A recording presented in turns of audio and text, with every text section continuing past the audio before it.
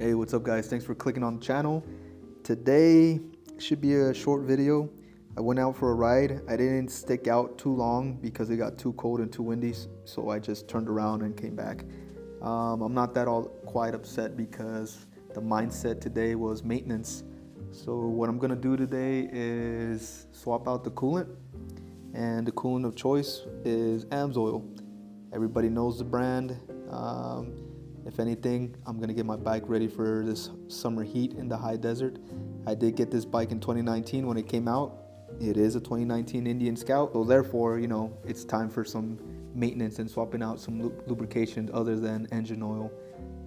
But yeah, just sit back, enjoy the video, hit that like, subscribe if you haven't done so.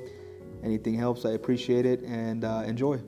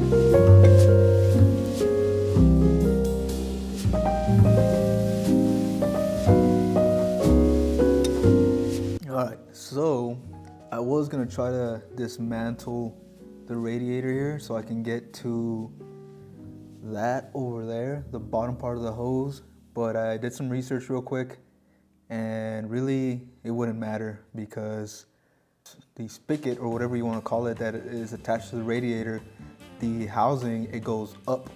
So it's literally like taking up like 1.5 inches of room to go up, and then the hose just kind of hugs it inwards, if that makes sense. So I think this is as far as I can go.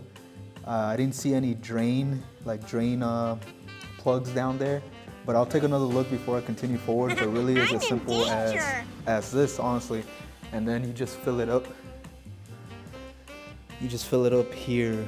I hate this thing because I swear I can never actually see the actual level, and you see the level through here. You gotta shine like some kind of strong light behind it. But I'm just gonna go ahead and review this one more time just to make sure. That looks like about 3 quarts maybe, give or take. But yeah, I'm gonna review this one more time before I continue forward. Alright, before you guys start giving me shit about why I had the battery off and the relay box, is because of this sucker right here. When I took the cap off for the coolant reservoir, yeah, this little piece right here, it went down under there. And then from there, it was just a domino effect because I started losing the bolts and the nuts that belong to the battery when I took it off. And yeah, I just said, you know what, F it, I'm just gonna take everything out and get under the battery to retrieve this and the bolts that fell off. It was just an unfortunate thing, but I got it back. So now we're in the process of topping this off, and I'm gonna go a quart at a time, if that.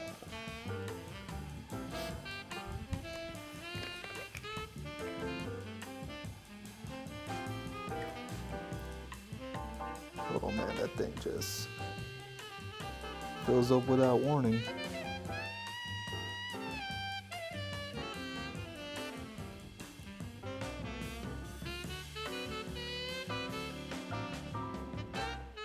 Makes me think if there's a fill cap somewhere.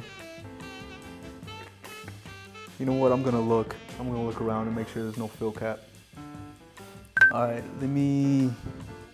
I took everything apart because I don't know, I think I have like a hunch that there's gotta be some kind of pressure cap or radiator fill cap somewhere underneath the fuel tank. So what I'm gonna do is I'm gonna take everything apart and just go and see what's under there exactly besides the air filter.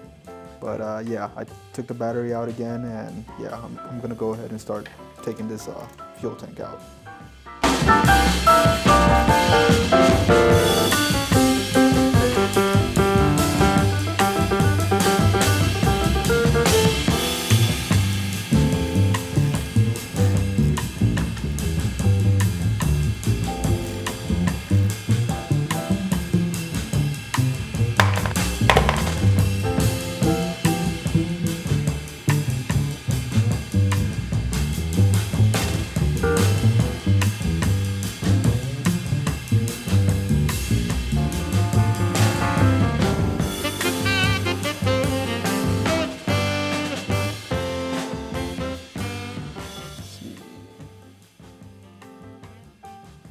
See that connector that's over here, then that's gonna need to come down.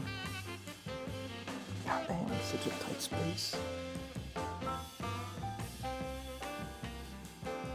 Okay, so let me try to get this camera in here.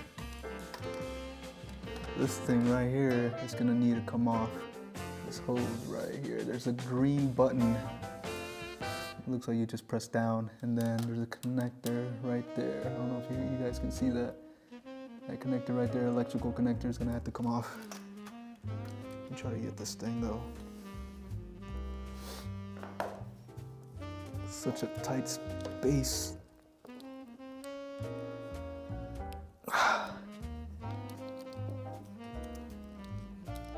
All right, I was able to get that plug, this fuel plug, and that connector. Let me tell you right now, be careful when removing this fuel plug, because once you release it, you press, these are the green buttons right here that I'm talking about. Once you press that green button, it will squirt in your face. Luckily, I barely dodged that. My air, usually I'm a lot more careful with these kind of stuff, or I'm wearing some type of eye protection, but yeah, this thing almost caught me in the eye.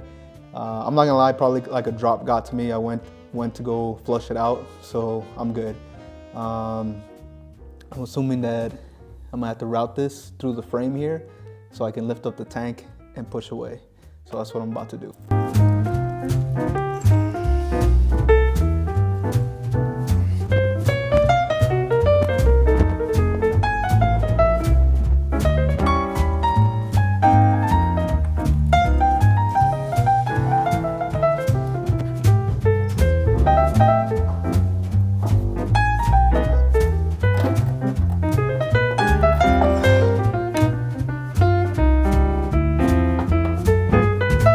Now with that out of the way, yeah, turns out that there is a coolant cap here. I'm not sure how to get to it from here since it looks like it's pretty well blocked, but I'm gonna remove this air filter and see if I can get to it easier that way. But yeah, turns out that there is a coolant pressure cap. Okay, so after taking the air intake out, this whole thing is the air box. I can't take the air box out without removing the chassis, this part of the frame, should I say. It's a headache. I'm not gonna lie to you guys, it is a headache. If I knew this is how many steps was required just to do a simple coolant change, I would have just paid somebody to do it. But I might just call it for right now, because my time is limited. I do have a full-time job. But yeah, I'm just gonna go ahead and remove this piece right here. And while I'm at it, I might just hold off, because since I'm in here, I could just simply replace or upgrade this air box. I don't know, I'll think about it, but this is as far as I'll go for now. And if I continue work, then, you know, I'll continue filming and you'll see the rest of the video.